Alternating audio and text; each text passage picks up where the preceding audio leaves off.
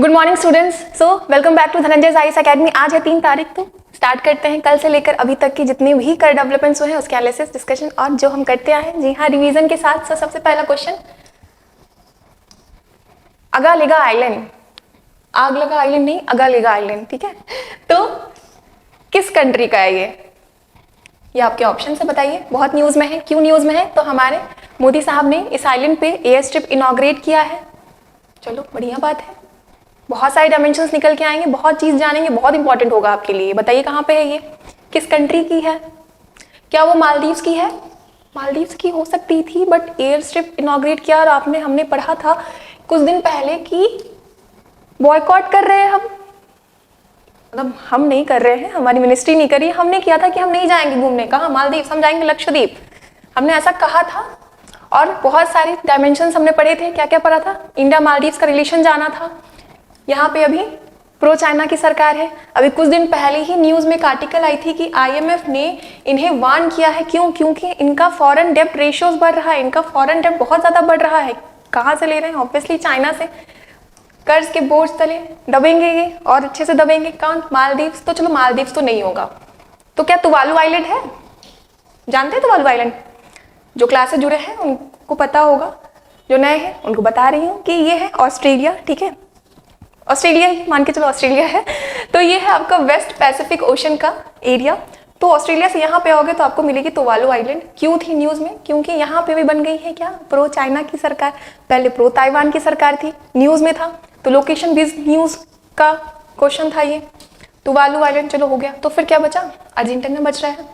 तो क्या अर्जेंटीना हो सकता है? नहीं यार, अर्जेंटीना कैसे हो सकता है? अर्जेंटीना को लेके हमने कुछ दिन पहले पढ़ा था क्या कि यहाँ पे जो इनकी पॉवर्टी है 57% ऑफ द पॉपुलेशन हो गई है। और मेन रीजन जाना था क्यों हो रहा है ऐसा? क्योंकि रिवारी स्कीम, जी हाँ, वेलफेयर स्कीम इतना ज्यादा चला दिया इनके यहाँ कि 57% इनका पॉपुलेशन अब गरीब हो चुका है। तो रिवारी स्कीम पे जब आपको क्वेश्चन आएगा तो आप अर्जेंटीना का एग्जाम्पल बहुत आराम से दे सकते हो।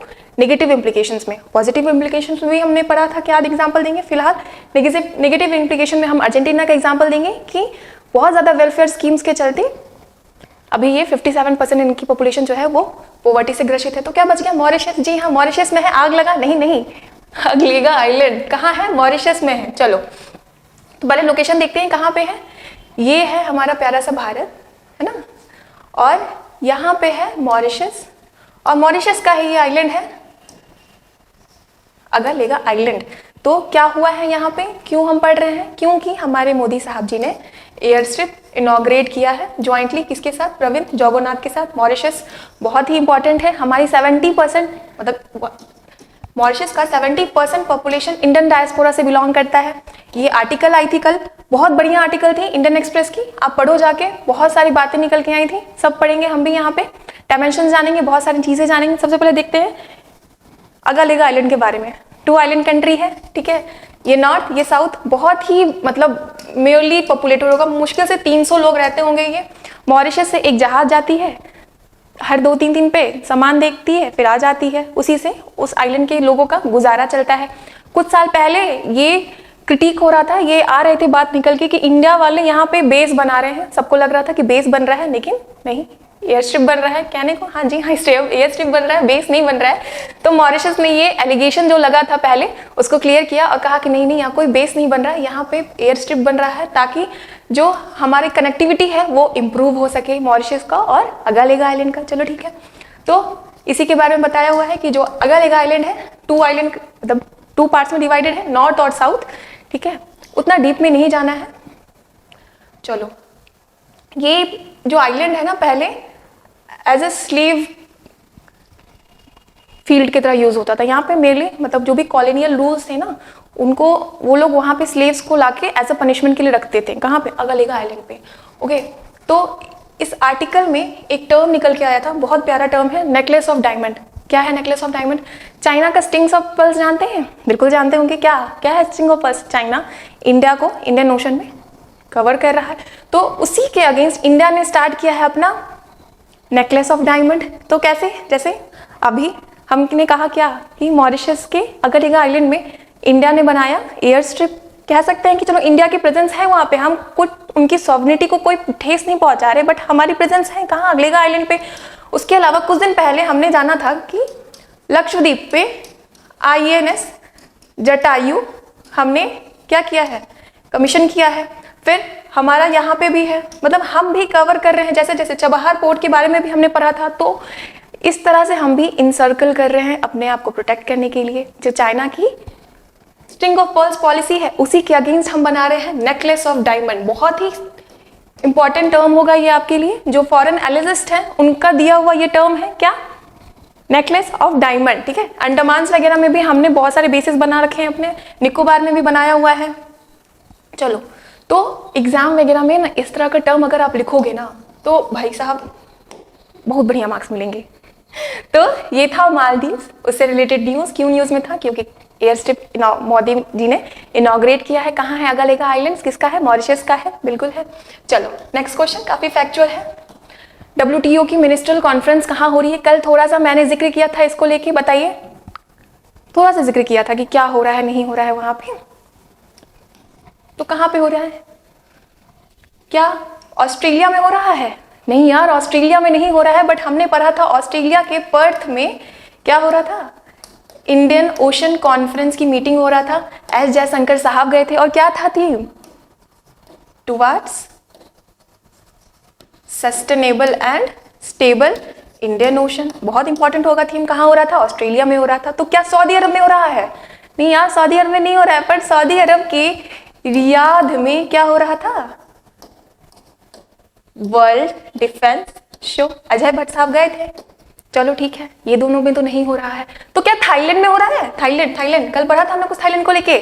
हमने कोलैबोरेशन किया है, MOU साइन किया है, किसको लेके, आयुर्वेदा, और जो थाईलैंड की उनकी अपनी मेडिसिनल प्रैक्टिस है उसको प्रमोट करने के लिए। किसके साथ किया था, थाईलैंड के साथ। तो क्या बचा, UAE। तो UAE के अबू धाबी में हो रहा है 13th वर्ल्ड ट्रेड ऑर्गेनाइजेशन का मिनिस्ट्रियल कॉन्फ्रेंस। ओके, कहाँ हो रहा है, अबू धाबी। अबू धाबी जब मैं बोलती हूँ तो आपको कुछ याद आता है? जी हाँ, हमारी जो मंदिर बनी थी, बैब्स की मंदिर। एग्जाम पॉइंट ऑफ व्यू से आपको याद रखना है कि ये जो ऑर्गेनाइजेशन है इसका एस्टैब्लिशमेंट हुआ था, पढ़ रखा है हमने, फिर से रिवीजन करेंगे, 1907 में। और किसने किया था, शास्त्री जी महाराज ने किया था। बहुत हाई चांसेस है कि क्वेश्चन इससे पूछे जाएंगे। ठीक है, कल हमने क्या डिस्कस किया था और ये आर्टिकल क्यों आया था, हमने कल बताया था कि थाईलैंड वालों ने इंडिया को, मतलब इंडिया ने थाईलैंड वालों को कल बॉयकॉट किया था। क्यों? क्योंकि थाईलैंड वाले का एलिगेशन था कि इंडिया वाले सब्सिडी के नाम पे अपनी जो प्रोडक्ट है, जो एग्रीकल्चर प्रोड्यूस है, उसको इंटरनेशनल मार्केट में सस्ते दामों पे बेच रहे हैं। इसीलिए इंडिया ने कल बॉयकॉट किया और आज थाईलैंड ने, वो जिन्होंने ये रिमार्क दिया उनको हटा दिया। तो इसीलिए था ये न्यूज में और इसीलिए था आपके क्वेश्चन में। तो ये है हमारे पीयूष गोयल साहब, किनके साथ है, डायरेक्टर जनरल WTO की। नाम बताइए क्या है इनका, नगोजी ओकोंजी इवाला। चलो, एक क्वेश्चन नहीं रहता है वो बाबू, एक क्वेश्चन से 10 क्वेश्चन निकालते हैं और 10 क्वेश्चन से 10 एक्सप्लेनेशन जानते हैं। तो बिल्कुल ध्यान से सुनना है। 37th अफ्रीकन यूनिट समिट हो रहा है, कहाँ हो रहा है बताइए। और वहां पे क्या निकला है, एक इन लोगों ने लॉन्च किया है अफ्रीकन क्लब। फाइनेंशियल इंस्टीट्यूशन है, जितने भी फाइनेंसेस होंगे उनका देख रखाव करेगा। जैसे एशियन डेवलपमेंट बैंक है, सबका अपना ब्रिक्स डेवलपमेंट बैंक है, वैसे ही इनको अपना निकला है अफ्रीकन क्लब। कहाँ निकला है, 37th अफ्रीकन यूनियन समिट में। कुछ दिन पहले हमने पढ़ा था कि इस समिट में इन लोगों ने डंकी के स्किन को बैन कर दिया था एक्सपोर्ट करने से। कहाँ, ये जो डंकी का स्किन है ये कहाँ एक्सपोर्ट हो रहा था, चाइना में हो रहा था। क्या कर रहे थे, खा रहे थे? नहीं यार, खा तो नहीं रहे थे, बट जो डंकी की स्किन है उनसे जेलेटिन निकलता है और वो जो जेलेटिन है उनके जो अपनी उनकी मेडिसिन प्रैक्टिस है उसमें हेल्प करता था, तो कॉस्मेटिक्स में और इन सब में हेल्प करता था। तो बहुत ज्यादा जनसंख्या की कमी आ रही थी डंकी की अफ्रीकन स्टेट्स में, इसीलिए अफ्रीकन यूनियन की इस समिट में डंकी स्किन को इन लोगों ने बैन कर दिया। एक्सपोर्ट जो हो रहा था कहाँ, चाइना में हो रहा था। चलो ठीक है, ये बात तो हमने पहले पढ़ रखी है। अब वापस से क्वेश्चन पे आते हैं, कहाँ हो रहा है 37th अफ्रीकी संघ सखर का सम्मेलन कहाँ हो रहा है। ये जो क्लब है ये एग्जाम में अभी नया बना है, बहुत हाई चांसेस है पूछने जाने के। तो क्या वो केप वर्डे में हो रहा है? ऑब्वियसली अफ्रीकन कंट्री है ना, बिल्कुल है अफ्रीकन कंट्री, बहुत बार रिवाइज किया है। ये है हमारा अफ्रीका, यह है मॉरिशियाना, इधर है सेनेगल और इधर ही है 10 आइलैंड कंट्री। क्यों था न्यूज में? क्योंकि यहाँ पे मलेरिया बिल्कुल खत्म हो गया है। क्या, किसने कहा ऐसा? कहा WHO ने। तो केप वर्डे, तो केप वर्डे में क्या हो रहा है 37th अफ्रीकन यूनियन का समिट? नहीं हो रहा है 37 वहां पे। तो क्या ईरान में हो रहा है? नहीं यार, ईरान में नहीं हो रहा है, पर हमने कल पढ़ा था ईरान की एक सैटेलाइट लॉन्च हुई है, इमेजिंग सैटेलाइट थी, क्या नाम था? पार्स 1, बिल्कुल याद रखना है। ईरान अगर सैटेलाइट छोड़ रहा है तो एग्जाम में जरूर आएगा आपके। मार्स होता है तो मार्स का एम हटा के पार्स कर देना है। पार्स 1 कौन छोड़ा? ईरान ने छोड़ा। चलो ठीक है, नहीं ईरान ने नहीं छोड़ा, लॉन्च किया रशिया ने, लेकिन किसका था सैटेलाइट? ईरान का था। चलो ठीक है, केप बर्डे हो गया, ईरान हो गया। सोमालिया में कुछ अभी हमने पढ़ा नहीं है, बट हमें याद रखना है क्या? Horn of Africa. कौन कौन सी कंट्री आती है? जी हाँ, उसमें सोमालिया आती है, एरिट्रिया आती है, इथोपिया आती है और जिबूती आती है। तो क्या बचा? इथोपिया। इथोपिया के एडिस अबाबा में हो रहा है 37th अफ्रीकन यूनियन का समिट का मीटिंग। ठीक है, कहाँ हो रहा है? एडिस अबाबा, इथोपिया में। यहाँ पे इन्होंने लॉन्च किया क्या? Africa club. क्या करेगा? जो भी ग्लोबल फाइनेंशियल सिस्टम है उसको एड्रेस करेगा, उनके डेवलपमेंट में काम करेगा, उनके क्लाइमेट से एसोसिएटेड जो भी डेवलपमेंट निकल के आएंगे उस पर करेगा। अफ्रीका एक ऐसा कंट्री है जिसने, जो आज डिग्रेडेशन हो रहा है क्लाइमेट का, जो कार्बन का हम कहते हैं कि बहुत ज़्यादा बढ़ गया है, सबसे लीस्ट इनका कंट्रीब्यूशन होगा, बट सबसे ज़्यादा मेजरली अफेक्टेड है कौन? अफ्रीका। तो अफ्रीका क्लब कहाँ? 37th African union summit, Aedes अबाबा, Ethiopia. ये है इथोपिया। ठीक है, मैंने बताया केप वर्डे के बारे में से, यहाँ पे है, बिल्कुल लोकेशन याद रखना है, बहुत इंपॉर्टेंट होगा। और रेड सी बाबू बहुत ज़्यादा न्यूज़ में रहा है, तो हमें बिल्कुल जानना है उनकी सराउंडिंग कंट्रीज, तो बिल्कुल रट जाना है ये। यहाँ से तो बिल्कुल चांसेस हाई है कि पूछेंगे। और ये है हॉर्न ऑफ अफ्रीका। ठीक है, चलो नेक्स्ट क्वेश्चन पे चलते हैं। बहुत इंटरेस्टिंग क्लास है आज की। आईआर के क्वेश्चन जहाँ ज्यादा होते हैं ना, क्लास इंटरेस्टिंग होने लगती है। मतलब आईआर जो होता है ना, सबका फेवरेट होता है, क्योंकि सबको समझ में आ जाता है, कुछ टेक्निकलिटी ऐसी होती नहीं है। पीएम जनमन स्कीम न्यूज में था, बताइए किससे रिलेटेड है? काफी इजी है। क्या नए मतदाता से है? जो नए वोटर्स हैं उनसे रिलेटेड है ये? नहीं यार, नहीं है। बट मिनिस्ट्री ऑफ एजुकेशन ने इलेक्शन कमीशन ऑफ इंडिया के साथ मिलकर एक अवेयरनेस कैंपेन स्टार्ट की थी न्यू वोटर्स के लिए। मेरा पहला वोट देश के नाम। जी हाँ, किसने किया था? मिनिस्ट्री ऑफ एजुकेशन और इलेक्शन कमीशन ऑफ इंडिया ने, न्यू वोटर्स के लिए। तो ये तो नहीं है। तो फिर क्या वो एजुकेटेड अनएम्प्लॉयड यूथ के लिए है पीएम जनमन? नहीं यार, नहीं है। बट हमने पढ़ा था क्या? कर्नाटक की युवा निधि स्कीम, जहां पे ये 3000 रुपए देंगे। किसको? एजुकेटेड अनएम्प्लॉयड यूथ को। और हमने वहां पे बात की थी यूनिवर्सल बेसिक कवरेज की, बहुत अच्छे से डील किया था, हर एक एंगल जाना था, सिग्निफिकेंसेस, चैलेंजेस एसोसिएटेड, क्या फायदे हैं, क्या नुकसान है, प्रोज कॉन्स, हर एक चीज डील किया था जब हमने पढ़ा था युवा निधि स्कीम के बारे में। किसके लिए है? 3000 रुपए देंगे, एजुकेटेड अनएम्प्लॉयड यूथ को देंगे। चलो ठीक है। तो क्या ट्रांसजेंडर के लिए है पीएम जनमन? नहीं यार, पीएम जनमन उनके लिए नहीं है। बट हमने कुछ दिन पहले पढ़ा था, मिनिस्ट्री ऑफ सोशल जस्टिस ने पहली बार ऐसी पॉलिसी लाई है जो ट्रांसजेंडर को इक्वालिटी प्रोवाइड कराएगी। तो वो भी नहीं। तो क्या बचा? पीवीटीजीज। जी हाँ, ये है पर्टिकुलरली वल्नरेबल ट्राइबल ग्रुप्स के लिए। क्या पीएम जनमन क्या होता है? सी एग्जाम में या फिर न्यूज़पेपर जब आप उठा के खोलते हो तो बहुत सारी चीजें ऐसी रहती है, सबको लगता है कि यार ये तो करंट के लिए नहीं है। बट नहीं, ऐसे नहीं होता है।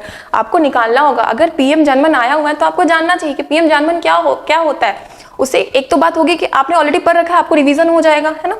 एग्जाम में ये आर्टिकल जो है, इसमें जो कह रहे हैं कि नहीं हो पा रहा है क्योंकि टारगेट ग्रुप नहीं मिल पा रहे, डाटा अप्रोप्रिएट नहीं है, तो ये सब तो एग्जाम में पूछेंगे नहीं। बट अब से जो स्टैटिक पास उससे रिलेटेड है वो पूछेगा, सीधे पूछ लेगा पीएम जनमन किससे रिलेटेड है, कब लॉन्च हुआ था, क्या है ये एक्चुअली में, पीवीटीजीज के बारे में पूछ दिएगा। ये सब आपको निकालना होगा कि एग्जाम में क्वेश्चन कैसे बनते हैं। तो क्यों था करंट में? क्योंकि ट्राइबल ग्रुप्स को, मतलब जो भी हाउसिंग स्कीम है पीएम जनमन के अंडर में, वो नहीं बन पा रही है क्योंकि डाटा ही नहीं है। तो पहले समझ तो लो पीएम जनमन होता क्या है। लॉन्च किया था 15 नवंबर 2023 में। वनडे एग्जाम वालों के लिए बहुत इंपॉर्टेंट होगा। कहाँ से हुआ था लॉन्च? खूंटी से हुआ था, जनजातीय गौरव दिवस के लिए। एम क्या है पीएम जनमन का? एम है पीवीटीजीज को हाउसिंग, जो भी बेसिक एमिनिटीज है, हाउसिंग हो गया, क्लीन ड्रिंकिंग वाटर हो गया, इलेक्ट्रिसिटी हो गया, रोड हो गया, उनको ये सब पहुंचाना। तो ये एक मिनिस्ट्री की तो काम होगी नहीं, बिल्कुल नहीं होगी। तो उसमें बहुत सारी मिनिस्ट्रीज इन्वॉल्व है। ठीक है, अलॉन्ग विथ ट्राइबल मिनिस्ट्री भी इन्वॉल्व है। तो क्या है ये? पीएम जनजातीय आदिवासी न्याय महाअभियान, पीएम जनमन। ओके, तो अब जानते हैं कि पीवीटीजीज जो हम बार बार बोल रहे हैं वो क्या है। ट्राइबल ग्रुप्स होते हैं, बिल्कुल पिछड़े होते हैं, पर कुछ ट्राइबल ग्रुप्स ऐसे होते हैं जो उनसे भी पिछड़े होते हैं, तो उनको हम कहते हैं पीवीटीजीज। टोटल 75 है और सबसे ज्यादा पीवीटीज पाए जाते हैं उड़ीसा में। कहाँ पाए जाते हैं सबसे ज्यादा? उड़ीसा में पाए जाते हैं। वनडे एग्जाम में बहुत हाई चांसेस है पूछने के। कैरेक्टरिस्टिक याद रखना है आपको, स्मॉल पॉपुलेशन होता है, फिजिकली आइसोलेटेड होते हैं, ठीक है, रिटन लैंग्वेज नहीं होता है इनका, सिंपल टेक्नोलॉजी होते हैं और जो प्री एग्रीकल्चरल जो रूल होता है वो फॉलो करते हैं। हंटर होते हैं, बेसिकली गैदरर होते हैं, ये होते हैं। तो देवभर कमीशन इन्होंने 1973 में क्रिएट किया था पीटीजी, जिसका नाम 2006 में गवर्नमेंट ने चेंज करके रख दिया क्या, पीवीटीजी। तो बहुत इंपॉर्टेंट होगा, क्या क्या बात जानी हमने पीवीटीजी को लेके। 1973 में देवघर कमीशन ने बनाया पीटीजी और जिसका नाम चेंज करके 2006 में हमारी सेंट्रल गवर्नमेंट में कर दिया पीवीटीजी। पीवीटीजी क्या होते हैं, जो ट्राइबल्स ग्रुप होते हैं उनसे भी पिछड़े होते हैं पीवीटीजी, आइसोलेटेड रहते हैं, प्री एग्रीडियन कल्चर यूज करते हैं, ट्रेडिशनल होते हैं, काफी हंटर गैदरर होते हैं, बिल्कुल। तो क्या हो रहा है, डाटा ही नहीं मिल पा रही है लोगों को। जहां लगता था कि अच्छा ये यहाँ पे रहते हैं, पता चल रहा है, पहले पता चल रहा था कि 16 डिस्ट्रिक्ट्स में रह रहे हैं, मान लो उड़ीसा के ही 16 डिस्ट्रिक्ट्स में था इनका कि डाटाबेस के 16 डिस्ट्रिक्ट्स में, अभी पता चल रहा है कि नहीं 16 में नहीं 24 डिस्ट्रिक्ट्स में रह रहे हैं। अब पता ही नहीं चल रहा है कि रह कहाँ रहे हैं, तो उनको हाउसिंग स्कीम कहाँ से पहुंचाएगी। इसीलिए आर्टिकल आई थी और इसीलिए आपने क्वेश्चन में पढ़ा, ठीक है। चलो नेक्स्ट क्वेश्चन पे चलते हैं, काफी फैक्चुअल है। कहाँ, किसने लॉन्च किया, अभी पढ़ा था। क्या है ये, women exporters in digital economy. हाल ही में खबरों में देखी गई डिजिटल इकोनॉमी में महिला निर्यातक फंड, ये फंड लॉन्च किया है वुमेन एक्सपोर्टर्स के लिए, वुमेन एंटरप्रेन्योर्स के लिए। कहाँ लॉन्च हुआ है बताइए, एंटरप्रेन्योर्स के लिए हुआ है। तो क्या विश्व स्वास्थ्य संगठन करेगा, क्यों करेगा यार, विश्व स्वास्थ्य, वो तो स्वास्थ्य की काम करेगा, वो ये सब क्यों करेगा, ट्रेड और ये सब एक्सपोर्ट वाला काम क्यों करेगा। WHO बिल्कुल नहीं करेगा, बट हमने लिखा है WHO क्यों लिखा है, क्योंकि कुछ दिन पहले हमने पढ़ा था गिनी वार्म डिजीज के को लेके। क्या था गिनी वार्म डिजीज, नीमाटोड से फैलता है जिसका नाम था ड्रैकुनकुलेसिस। और क्यों पढ़ा था, WHO ने कहा है कि सिर्फ ग्लोबली 6 केसेस बचे हैं, 2023 में ऐसा देखा गया था। तो ग्लोबली इरेडिकेट होने वाला है कौन, गिनी वार्म डिजीज। क्या था गिनी वार्म डिजीज में, पानी पीते हैं, पानी में कीड़ा होता है, कीड़ा बॉडी में जाता है और चलते चलते आपकी स्किन तक आ जाता है, फिर स्किन से बाहर निकलने की कोशिश करता है और बहुत ज्यादा एक्सक्रूटिंग पेन होता है। किसमें होता है, गिनी वार्म डिजीज में होता है। अफ्रीकन कंट्रीज में ज्यादा पाया जाता था, बट 2023 में देखा गया कि सिर्फ 6 केसेस बचे। ऐसा किसने कहा, WHO ने कहा। तो ये तो नहीं होगा, चलो ठीक है। नीति आयोग ने किया है, नहीं यार नीति आयोग का कहा, ये women exporters in digital economy, नहीं नीति आयोग ने नहीं किया। पर नीति आयोग को लेके हमने 2 चीज पढ़ी थी। क्या पढ़ी थी, एक तो इनका ग्रो इनिशिएटिव पढ़ा था, ग्रीनरी इनहैंस करेंगे एग्रो फॉरेस्ट्री के थ्रू, कहाँ, वेस्ट लैंड में, चलो ठीक है ये हो गया। और क्या पढ़ा था हमने, इन्होंने एक पोजीशन पेपर लाया था सीनियर केयर रिफॉर्म के लिए, टाइटल था सीनियर केयर रिफॉर्म। इसमें बताया गया था कि हमारे कंट्री में जो हमारी पॉपुलेशन की 10% पॉपुलेशन है वो सीनियर सिटीजन है, उनके क्या क्या आगे वाले आने वाले चैलेंजेस है, हर एक चीज़ के बारे में बताया था किसने, नीति आयोग के सीनियर केयर रिफॉर्म के पोजीशन पेपर में। चलो ठीक है ये हो गया, ये हो गया। 62nd session of commission for social development, सामाजिक विकास आयोग का 67 सत्र किसने चेयर किया, हमने किया, इंडिया ने किया। बहुत इंपॉर्टेंट होगा, अगर इंडिया कोई इस तरह की कमीशन को चेयर कर रहा है तो एग्जाम में बिल्कुल आएगा। तो क्या बच गया, अरे यार अभी तो पढ़ा था WTO, बिल्कुल विश्व व्यापार संगठन में लॉन्च हुआ है YD, women exporters in digital economy. क्या ये फंड क्या काम करेगा, ये फंड जो है वुमेन एंटरप्रेन्योर्स को हेल्प करेगा, ठीक है, एक्सपोर्ट करने में। और UAE ने सबसे पहला डोनेशन दिया है इस फंड को, कितना, $5 मिलियन सबसे पहला फंड दिया है UAE ने। चलो ठीक है, बिल्कुल ठीक है। किसने साइन किया है एग्रीमेंट 12 टेक्निकल इंस्टीट्यूशन के साथ मिलकर, क्यों, 6 की इंडियन रिवर है उस पर मैनेजमेंट करने के लिए और रिसर्च करने के लिए। 6 प्रमुख भारतीय नदी पर बेसिन स्तरीय प्रबंधन और अनुसंधान को आगे बढ़ावा देने के लिए 12 तकनीकी संस्थान कॉलेजेस के साथ इन्होंने कोलैबोरेशन किया है। किसने किया है बताइए। देखिए रिवर है तो ऑब्वियसली जल शक्ति ही होगी, तो आप ये सही कर लोगे, बिल्कुल कर लोगे, तो मिनिस्ट्री ऑफ जल शक्ति। बट ऑब्वियसली क्या, मेरा ये मोटिव नहीं रहता कि आपका यहाँ पे आंसर सही हो, मेरा मोटिव होता है रिवीजन कराना, बिल्कुल कराना। तो कान खोल के सुनो, बिल्कुल अच्छे से सुनना। मॉस्पी क्या क्या पढ़ लिया हमने मॉस्पी को लेके अभी तक, NSO कल ही पढ़ा था। GDP क्या हो गई है, बढ़ गई है 8.4 थर्ड क्वार्टर की। और क्यों बढ़ गई है हमने ये भी जाना था, प्राइवेट कंजम्पशन बढ़ गया था, इन्वेस्टमेंट बढ़ गया था। चलो ठीक है, तो GDP निकालता है। और क्या हमने पढ़ा था NSO को लेके, NSO ने कुछ दिन पहले ही तो लाया था हाउस होल्ड कंजम्पशन एक्सपेंडिचर सर्वे, हाउस होल्ड कंजम्पशन एक्सपेंडिचर सर्वे, और हर एक एंगल को डील किया था। अगर नहीं देखा है तो जाके देखो, आपको दिख जाएगा, बहुत अच्छा से हमने डील किया, तो बहुत अच्छे से हमने डील किया था। किसको? हाउस होल्ड कंजम्पशन एक्सपेंडिचर सर्वे कौन निकालता है? एनएसओ निकालता है। किसके अधीन आता है? मॉस्पी के अधीन आता है। चलो ठीक है, तो फिर हम लोग सोशल जस्टिस अभी रिवीजन कर लिया, ट्रांसजेंडर के साथ मिनिस्ट्री ऑफ एजुकेशन बहुत सारी बातें निकल के आई थी। उल्लास फेस्टिवल इनॉग्रेट किया था, कहाँ किया था? दिल्ली में किया था। अभी हाल ही में पड़ा इलेक्शन कमीशन ऑफ इंडिया के साथ क्या किया है? कोलैबोरेशन किया है। क्यों किया है? वोटर्स को, न्यू वोटर्स को अवेयर करने के लिए कि जाइए आप वोट दीजिए, ताकि क्या बढ़ेगा? वोटर का आउटकम होगा। सी, आप किसी भी आइडियोलॉजी को सपोर्ट कर रहे हो, बट सबसे मेन काम होता है वोट देना। अगर आप ये नहीं कर रहे हो ना, तो कोई फायदा नहीं होता। तो मिनिस्ट्री ऑफ जल शक्ति ने कोलैबोरेट किया है, समझौता किया है 12 कॉलेजेस के साथ। क्यों? 6 की इंडियन रिवर्स की मैनेजमेंट और रिसर्च के लिए। किसने किया है? जल शक्ति ने किया है। ठीक है, चलो। इकोसाइड किस कंट्री ने रिकॉग्नाइज किया है कि ये नेशनल और इंटरनेशनल क्राइम है? ये अंतरराष्ट्रीय और राष्ट्रीय अपराध है। क्या? इकोसाइड किसने किया है? इकोसाइड मतलब सुसाइड से समझ रहे हो, सुसाइड होता है। ठीक है, तो यहाँ पर लेकिन इको आ रहा है, तो हम कहीं ना कहीं इकोसिस्टम से रिलेट कर रहे हैं। तो इकोसिस्टम का सुसाइड करना मतलब कुछ ऐसा काम करना कि इकोसिस्टम हमारा सुसाइड कर ले, डिग्रेडेट हो जाए। तो किसने इसको क्राइम किया है कि ये क्राइम है? बहुत सारे कंट्रीज ने इससे पहले भी किया है, रशिया ने भी कर रखा है। अभी हाल ही में यूरोप का ये पहला कंट्री है जिसने ये किया है। जब मैं यूरोप बोलती हूँ तो आप बहुत आराम से कुछ कंट्रीज को एलिमिनेट कर लोगे। जी हाँ, बिल्कुल कर लोगे। ये हट जाएगा, पेरू बिल्कुल हट जाएगा। यहाँ पे आप जाके थोड़ा सा कंफ्यूज हो गए। चलो ठीक है, रिवीजन कर लेते हैं। पेरू को लेके हमने कल क्या पढ़ा था? डेंगू फैल गया है तो 90 डे की इमरजेंसी लगी है। आर्मेनिया को लेके बहुत अच्छे से पढ़ा था। CSTO के बारे में जाना था, कलेक्टिव सिक्योरिटी ट्रीटी ऑर्गेनाइजेशन। क्या था? हमने पढ़ा था कि आर्मेनिया और अजरबैजान, ये है आर्मेनिया और ये है अजरबैजान, इनके बीच में एक डिस्प्यूटेड टेरिटरी है नागोर्नो काराबाख को लेके। इंटरनेशनली क्लेम है कि ये अजरबैजान का है, बट आर्मेनिया भी इस पे अपना क्लेम पुट करता है कि ये मेरी टेरिटरी है। दोनों में हाईली डिस्प्यूटेड रीजन है, बहुत बार वार भी हुआ है। आर्मेनिया को वेपन सप्लाई करता है इंडिया और फ्रांस, और टर्की को करता है, अजरबैजान को करता है टर्की। इसीलिए टर्की ने ये एलिगेशन लगाया था इंडिया पे कि इंडिया वाले प्रॉक्सी वार कर रहे हैं यहाँ पे। ये जाना था। दूसरी बात क्या जानी थी कि CSTO की जो मिनिस्ट्रियल मीटिंग होती है, इसमें आर्मेनिया ने बॉयकॉट कर लिया। क्यों? क्योंकि रशिया इनका हेल्प नहीं कर रहा इस डिस्प्यूटेड रीजन को लेके। ये सारे एंगल्स जाने थे, बिल्कुल जाने थे। कहाँ? आर्मेनिया के लिए बहुत इंपॉर्टेंट होगा। चलो हो गया। तो क्या बच गया? बेल्जियम। तो बेल्जियम ने इकोसाइड को क्या कहा है? क्राइम कहा है कि ये क्राइम है इंटरनेशनली और नेशनली। तो इकोसाइड क्या होता है? Unlawful acts that result in substantial widespread और long term damage to environment.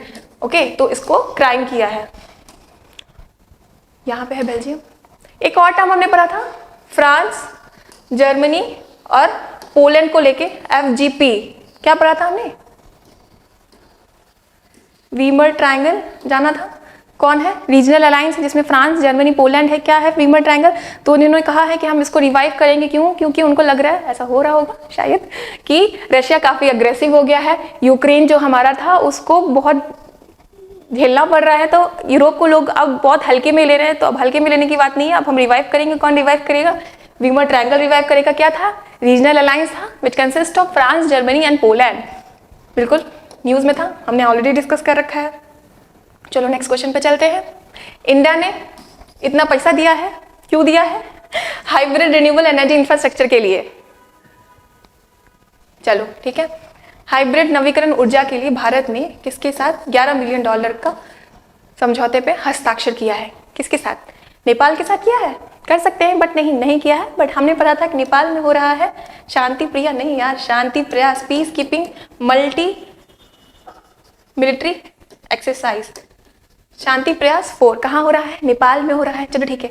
Bangladesh, अभी हाल में इलेक्शन हुआ है, अवामी लीग है वहाँ की मेजॉरिटी पार्टी और शेख हसीना है लीडर। चलो ठीक है, बांग्लादेश हट गया। म्यांमार, बहुत अच्छे से जाना था हमने म्यांमार को लेके। क्या क्या पढ़ा था बताओ जल्दी से। अरे यार, सबसे पहले तो अरुणा मामी, कौन है ये अरुणा मामी? जो हमारी स्टेट्स है जो म्यांमार को बॉर्डर करती है, अरुणाचल, नागालैंड, मणिपुर और मिजोरम। आसाम में ही है, ठीक है। तो म्यांमार हो गया। तो क्या बचा? श्रीलंका। जी हाँ, श्रीलंका के साथ हमने हस्ताक्षर किया है, साइन किया है, डील किया है। $11 मिलियन का बनाएंगे, हम आपको देंगे। क्या? Renewable energy.